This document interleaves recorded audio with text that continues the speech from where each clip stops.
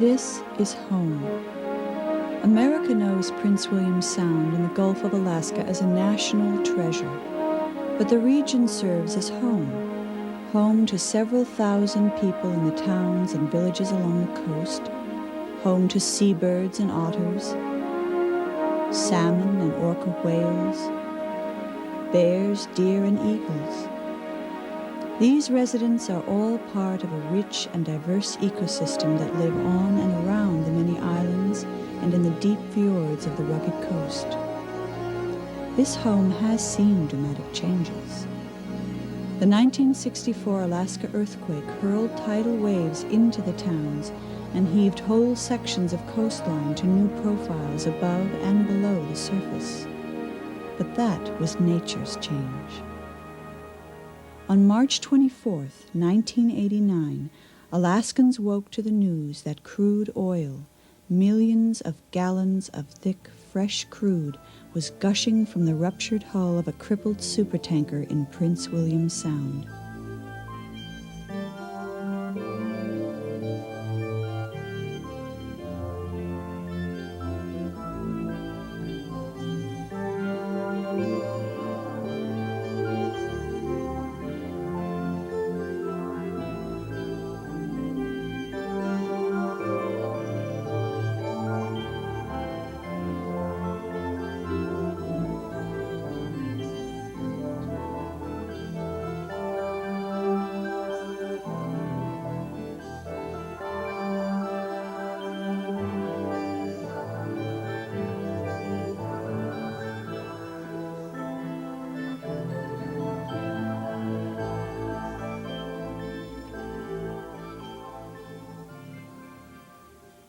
The Exxon Valdez, 987 feet long and nearly 54 million gallons full, had run hard aground just after midnight on Bly Reef, about 25 miles from the Trans-Alaska Pipeline Terminal in Valdez.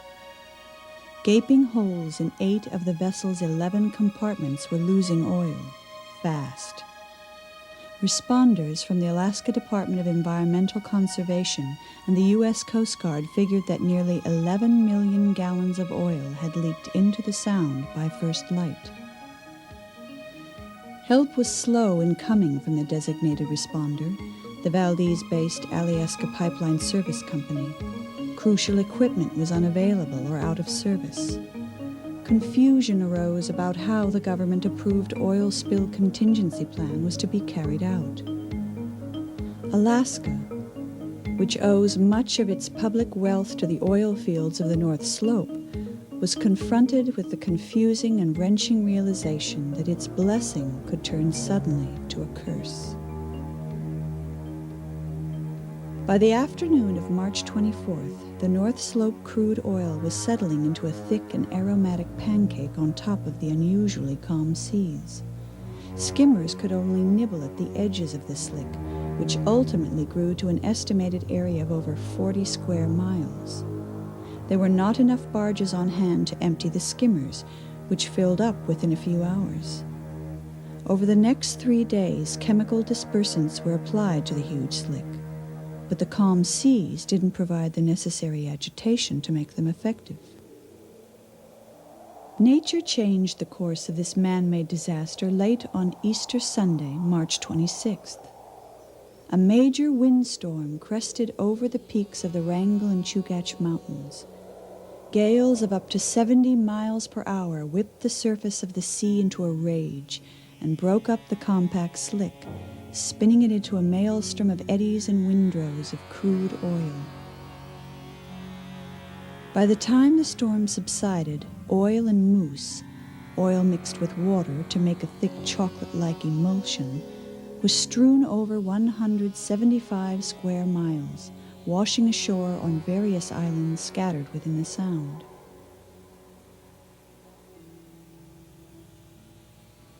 Throughout the storm, Exxon and the Coast Guard kept the crippled tanker stabilized, averting an even greater disaster.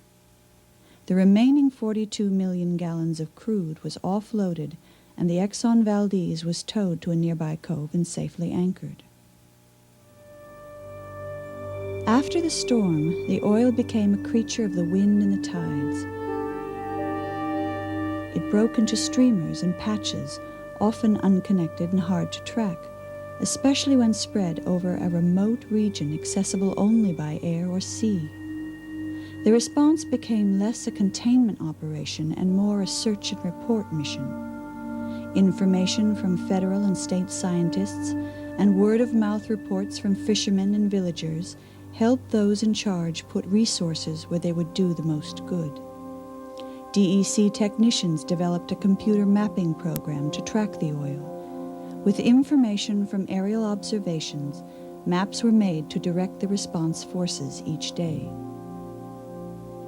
Some scientists estimate within 2 weeks about a third of the oil evaporated or dispersed into the water column. How much hit the beaches? It's hard to say. Alaska's remote and rocky shorelines are difficult to survey, but some figure that about 40% of the spilled oil wound up on Prince William Sound shorelines, and about 25% was swept out toward the beaches of the Kenai Peninsula, Kodiak, and the Alaska Peninsula. The oil moved with the prevailing currents, traveling about 10 miles a day and reaching shoreline as far as 600 miles as the crow flies from the initial wreck. Over a period of 6 weeks, the oil passed through 11,000 square miles of water, leaving its mark on over 1,200 miles of coastline. But the oil's impact was largely measured one person at a time, one creature at a time. The effect of the oil on the wildlife was immediately apparent. Otters and seabirds struggled to survive. Their feathers or fur were smothered or coated with oil. They couldn't fly or swim or keep warm. Federal and state wildlife managers estimate that approximately 400,000 seabirds died from the acute effects of oiling. About 5,000 sea otters and over 500 raptors are assumed to have perished. Seals and other animals also suffered and died. For many people, the spill put their normal lives on hold. Alaska natives, whose daily lives center on subsistence hunting and fishing. Fishermen who make up the multi-billion-dollar commercial fisheries from Cordova to Kodiak.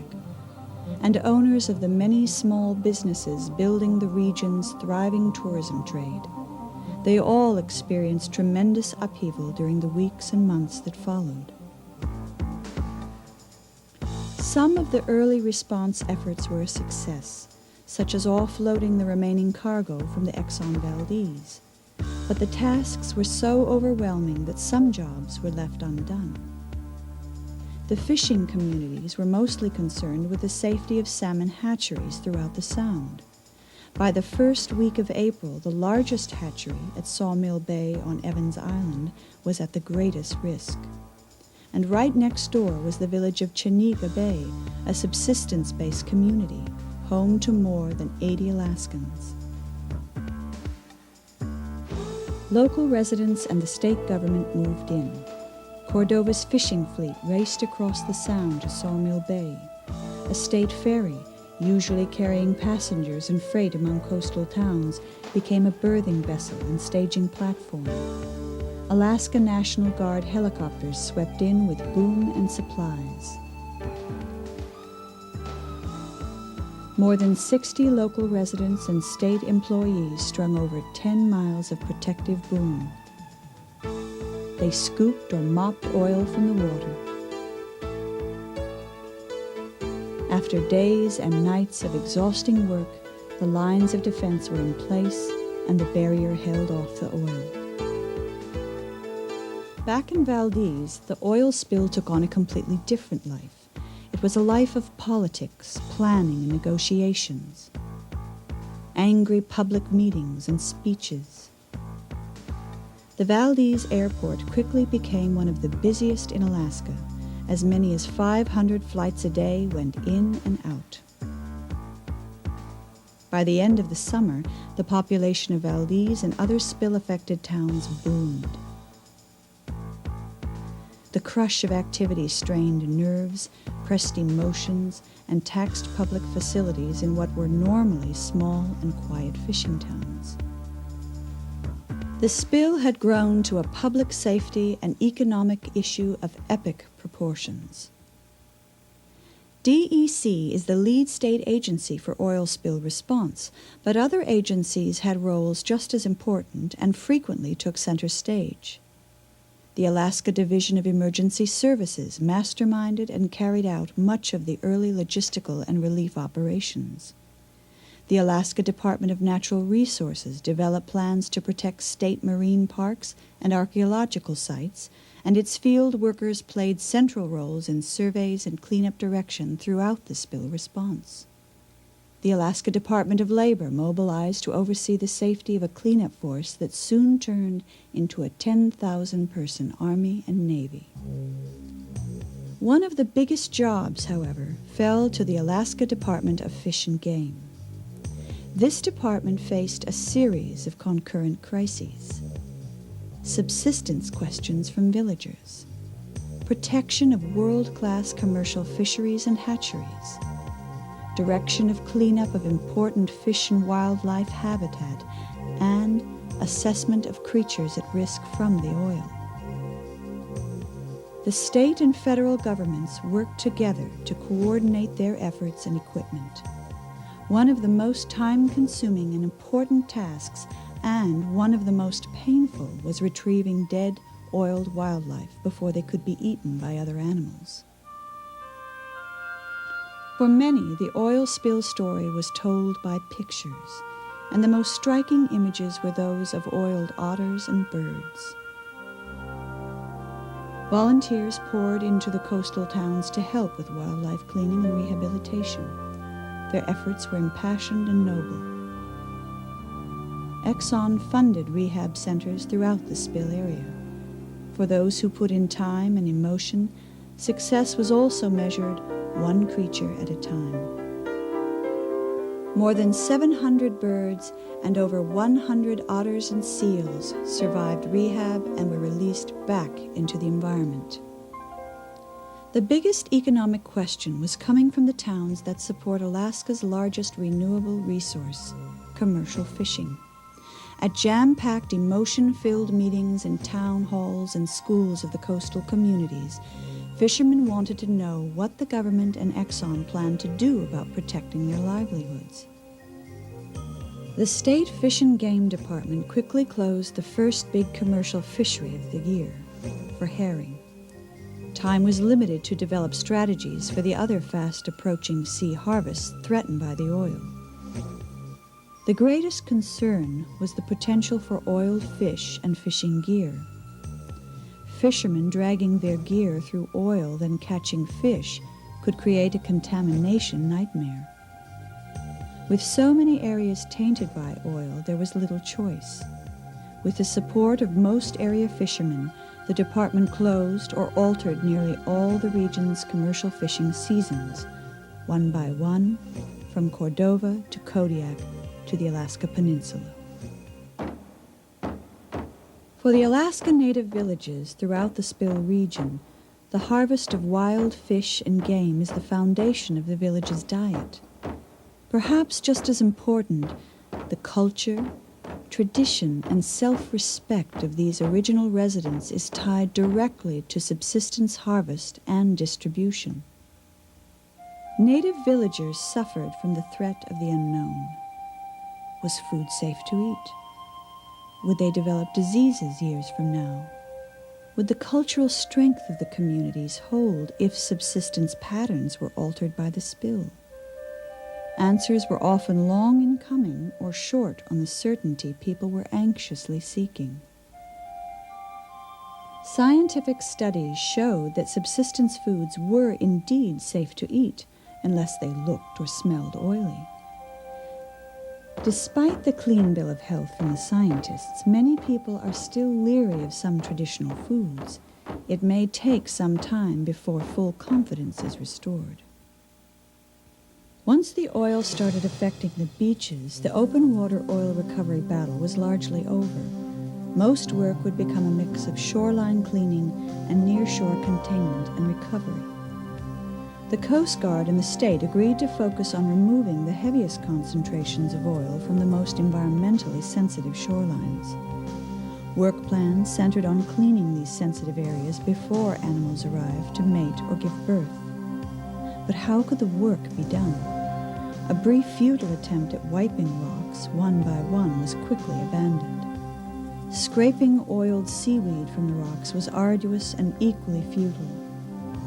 Vendors from around the world hawked various experimental cleanup techniques and products. These ranged from using crushed cork and chemical solvents to foam spray. Most of these ideas were either inappropriate or impractical. Large-scale oil removal demanded more aggressive and intensive techniques. Lots of manpower, lots of water, and lots of machines.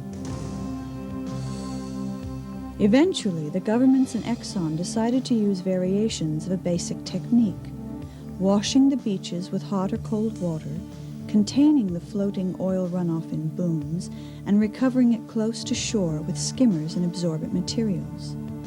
Exxon and the private Alaska engineering companies quickly developed an ingenious device called an omniboom. This one-arm machine enabled workers to wash oil from hard-to-reach shorelines. Exxon also mobilized special barges, berthing vessels, and thousands of support vessels. The U.S. Navy sent vessels to house workers as the cleanup forces grew. The state and federal monitors directed the cleanup activities according to work orders issued by multi-agency committees. The cleanup work was often frustrating because it was impossible to remove all the oil. No solution proved simple or foolproof. While effective at removing gross oil contamination, the washing technique had its drawbacks. The heat and pressure of the water could kill tiny intertidal animals and plants. The presence of thousands of workers and vessels and thousands of flight missions were also disruptive to wildlife and the environment. But the trade-off seemed worth it. The oil was slowly being recovered, minimizing the potential for it to seep deeper into the beaches or continue to kill birds and animals. And then there was the waste, paper and plastic, oiled gravels and debris, thousands and thousands of tons of waste that had to be disposed of somehow. The estimated 25,000 tons of waste generated in 1989 began piling up quickly. Small incinerators were able to handle some of the material, but not very much. Eventually, the bulk of the waste was barged to a special disposal site in Oregon. The amounts decreased over the following years, but the waste disposal problem is just one more example of the fact that there are few simple solutions to pollution. As the 1989 cleanup season progressed, the problems to be faced in 1990 became evident. While the pressurized washing yielded acceptable results on heavily oiled beaches, it was not the best way to remove smaller and more localized oil contamination. And a more complicated problem was now apparent. Oil under the beaches, not just on them. Late in the first summer, the U.S. Environmental Protection Agency suggested a developing cleanup technique, bioremediation. This technique uses fertilizers to enhance natural processes which break down pollutants, in this case, hydrocarbons. Scientists settled on using two kinds of fertilizer. Debates took place about the possibility of unwanted and harmful side effects. There were also concerns for wildlife as well as sensitive habitats. But after extensive tests, the state gave conditional approval for use of fertilizers. In the fall of 1989, DEC undertook the first comprehensive shoreline survey. State monitors walked nearly every mile of affected beach. They discovered that oil had settled or been driven by tides into the subsurface of many shorelines. In the most extreme cases, oil was several feet below the surface. During the summer of 1990, there was extensive manual and mechanical removal of oil, as well as the use of fertilizers. In some cases, beaches were tilled with heavy equipment. This exposed subsurface oil, allowing some to be recovered with absorbent materials. In other cases, oily rocks were exposed to sunlight and weather, scooped up with shovels, or pushed from above the tide lines to areas where waves could remove the oil. The third summer of cleanup was a scaled-back version of both the problems and the solutions of the previous 2 seasons. Oiling was more localized, generally behind rock outcrops that shielded sites from the cleansing action of waves. The black surface oil that coated the shorelines in 1989 was nearly gone by 1991. This was due to both man's cleanup efforts and nature's cleansing forces. Remaining surface oil was generally limited to patches of weathered asphalt or greasy areas of moose trapped among boulders. Buried oil remained a problem at many sites. The state approved only limited use of fertilizers. Manual crews did most of the work with shovels and bags, and a dozen sites received mechanical treatment. 2.5 years of spill response generated activities of staggering proportions.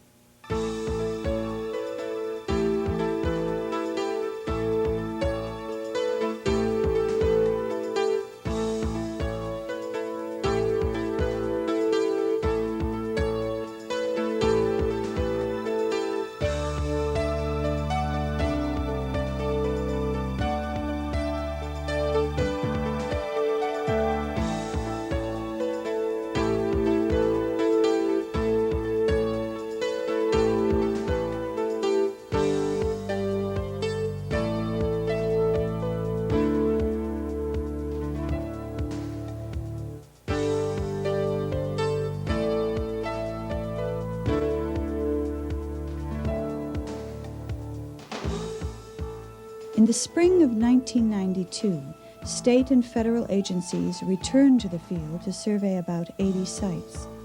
They did some manual cleanup, again mostly with shovels and rakes and bags. Small amounts of oil remained, as previous years, in isolated wave-protected areas, trapped under boulders, or buried under the surface.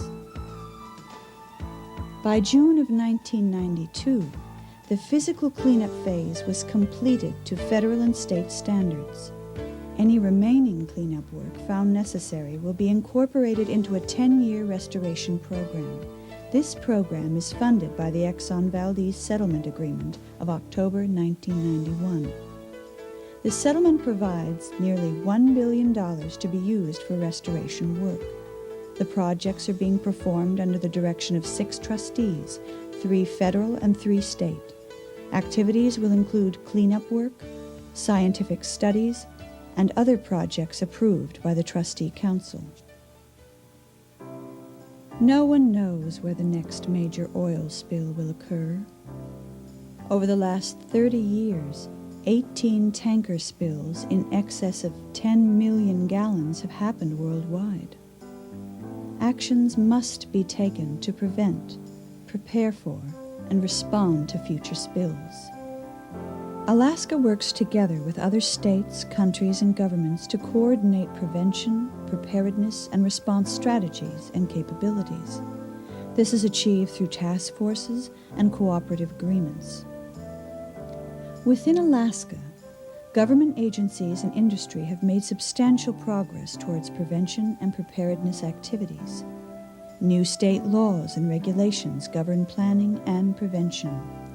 This leaves Alaska with the most stringent oil spill contingency plan requirements in the country. The Coast Guard is writing new, tougher federal regulations based on the Oil Pollution Act of 1990. Tankers leaving the Alyeska terminal at Valdez are escorted by 2 tugs equipped with trained responders and new equipment. DEC created a new division devoted entirely to spill response and prevention, and more spill drills are being conducted to test the readiness of responders. All these efforts, as well as others, are designed to reduce the risk of another large oil spill. However, there are no guarantees. Preparedness and response capabilities are critical, but we must focus on the biggest lesson we learned from the Exxon Valdez oil spill. Prevention is essential. This is Prince William Sound today. Nature seems to be more resilient than we deserve. Ecosystems are recovering. The plants and animals of the rich intertidal zone are returning to shores that were oiled and cleaned. Birds, whales, and other marine life can be seen against the backdrop of Prince William Sound's green mountain islands. Commercial fishing and tourism are strong again, and subsistence is still a vital part of the region's economy and culture. Yet it would be foolish to think that the Exxon Valdez disaster left no changes in its wake. Residents and ecosystems along Alaska's shores continue to rebound from this enormous environmental insult. Scientists poring over wildlife studies generated by the spill still see troubling chronic problems. A few species of birds are slow in recovering. Some fish and animals still appear to have unusual mortality patterns, and some people whose lives were turned upside down by the experience still carry emotional scars. Although substantial progress has been made in improving spill prevention, preparedness, and response, these capabilities must be further strengthened. We cannot afford to have a next time. Our home is not invincible. No place is invincible. We must provide the very best protection for Alaska's extraordinary environment. May the lessons from the Exxon Valdez teach others that they too must protect their homes, now and far into the future.